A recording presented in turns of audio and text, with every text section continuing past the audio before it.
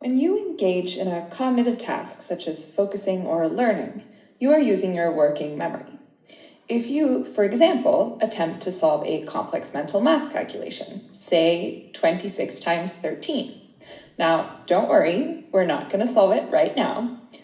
But if we did, and if we tried to solve it while simultaneously being monitored by brain imaging equipment, it would be registered as neural activity in the parietal and prefrontal cortices. Putting pressure on your working memory results in observable activity in your brain. In general, a person's working memory can only hold small amounts of information, meaning putting pressure on it is fairly easy. The exact amount of information an individual can retain in their working memory is their working memory capacity, a measure that differs across the population.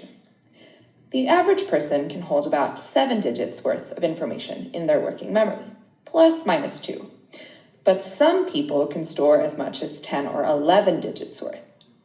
Since working memory capacity is so closely associated with certain cognitive abilities, a person with a large capacity such as that will typically be better than most at focusing, learning, and getting things done.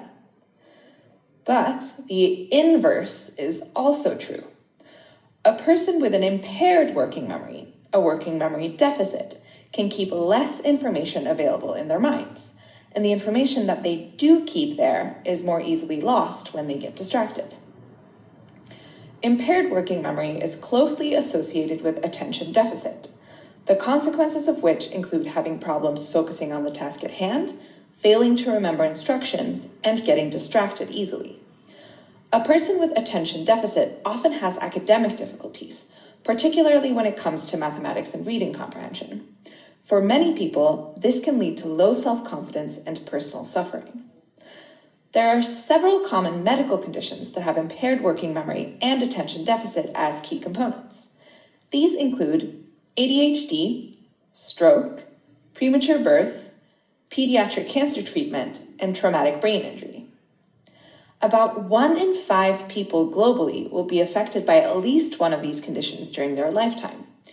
Impaired working memory is a huge cost for society and a painful loss of human potential. However, by helping people train their working memory, some of that potential can be restored. Working memory deficit, a lower than average working memory capacity closely associated with attention deficit, a key component of several common medical conditions.